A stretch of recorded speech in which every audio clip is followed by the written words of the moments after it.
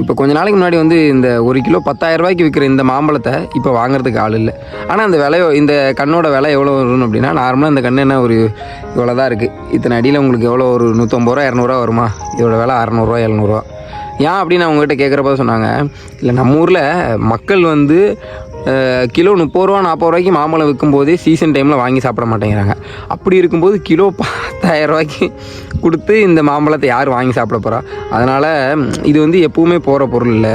So கேட்குறப்போ இது பண்ணணுங்கிறதுக்காக அதை மட்டும் கொடுத்துக்கிட்டு இருக்கோம் அப்படின்னு சொல்லி கொடுத்துட்ருக்காங்க. அது மட்டும் இல்லாமல் இவ்வளோ விலை கொடுத்து இதை வாங்கி வளர்த்து முதல்ல இதை வளர்த்து அவ்வளோ காயை பறித்து 10,000 ரூபாய்க்கு எவனும் விற்க முடியாது.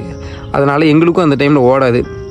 எப்போ கேட்குறாங்களோ அப்போ இந்த மாதிரி கொடுத்து அனுப்பிட வேண்டியதா அப்படின்னு வந்து சொல்கிறாங்க. ஸோ இந்த 10,000 20,000 கதெல்லாம் வேண்டாம். ஊரில் 30 ரூபா 40 ரூபாய்க்கு இருக்கிறதே விற்க மாட்டேங்குது. ஸோ அதை மனசில் வச்சுக்கிட்டு இதை வந்து வாங்கிக்கோங்க. அப்புறம் எதுக்கு நீங்கள் இதை வாங்கிறீங்க அப்படின்னா, எல்லாமே இருக்கணும் அப்படிங்கிறதுக்காக இதில் 1 2 இதில் ஒரு 3 இது மட்டும் வாங்கி வச்சுருக்கோம். இந்த வருஷத்தில் பின்னாடி அப்படின்னு ஒரு 3 மட்டும் வாங்கி வச்சுருக்கு.